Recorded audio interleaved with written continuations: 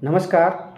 कृषि में फर्टिलाइज़र्स का इतना ज़्यादा उपयोग होने लगा है और उनका बहुत ही कम परसेंट फसल के उपयोग में आ पाता है। बाकी फर्टिलाइज़र पानी के साथ बह के या मृदा में ऐसे ही पड़ा रहता है, फसल उनका अच्छे से उपयोग नहीं कर पाती है।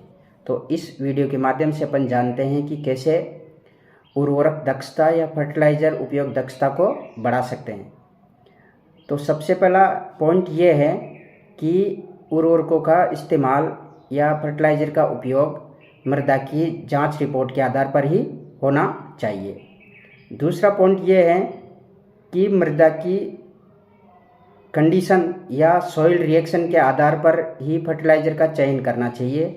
जैसे कि अगर अपनी मृदा अम्लीय मृदा या एसिडिक सॉइल हैं तो अपन को बेसिक फर्टिलाइज़र क्षारीय फर्टिलाइज़र उपयोग में करने चाहिए। साथ ही अगर मृदा अल्कलाइन या क्षारीय मृदा है तो अपन को एसिडिक फर्टिलाइज़र का उपयोग करना चाहिए।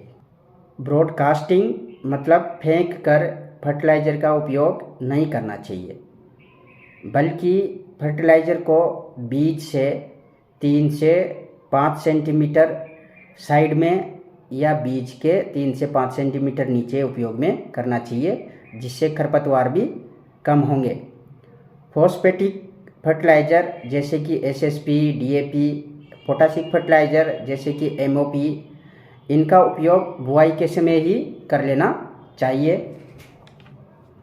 फर्टिलाइज़र मिक्सिंग गाइड के अनुसार ही फर्टिलाइज़र को मिक्स करना चाहिए और मिक्स किए हुए फर्टिलाइज़र को यथासंभव जितना जल्दी हो सके ही उपयोग में ले लेना चाहिए। भारी मृदा या हेवी सॉइल में आधा नाइट्रोजन बुआई के समय तथा आधा नाइट्रोजन बाद में सिंचाई के समय दे देना चाहिए। हल्की मृदा या लाइट सॉइल जिसमें नाइट्रोजन को 3 भागों में देना चाहिए। 1/3 भाग नाइट्रोजन फर्टिलाइज़र का बुआई के समय, 1/3 भाग 30 दिन बाद बुआई के 30 दिन बाद तथा 1/3 भाग 60 से दिन की फसल हो जाए उस समय देना चाहिए। फर्टिलाइज़र डालने के लगभग 1 सप्ताह तक गहरी सिंचाई नहीं करनी चाहिए या खेतों में पानी नहीं भरना चाहिए, जिससे फर्टिलाइज़र का लॉस नहीं हो, उनकी हानि नहीं हो। फर्टिलाइज़र उपयोग सिंचाई के बाद करना चाहिए। फर्टिलाइज़र का उपयोग मतलब सिंचाई करने के बाद करना चाहिए, जब अपन अपने खेतों में आसानी से चल सकें।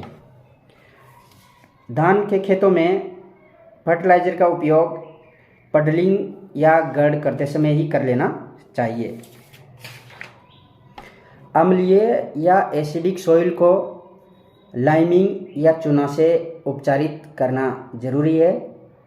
नाइट्रोजन फर्टिलाइज़र को ब्रॉडकास्टिंग फेंक कर देने से अच्छा है उसको पानी में घोलकर फोलियर स्प्रे करना चाहिए।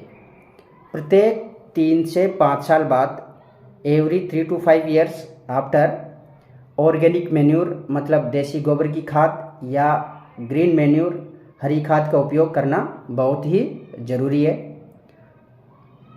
स्लो रिलीज फर्टिलाइज़र मतलब जिनके पोषक तत्व धीरे धीरे मृदा में जाएं, ऐसे फर्टिलाइज़र का उपयोग अपन को करना चाहिए। जैसे कि नीम कोटेड यूरिया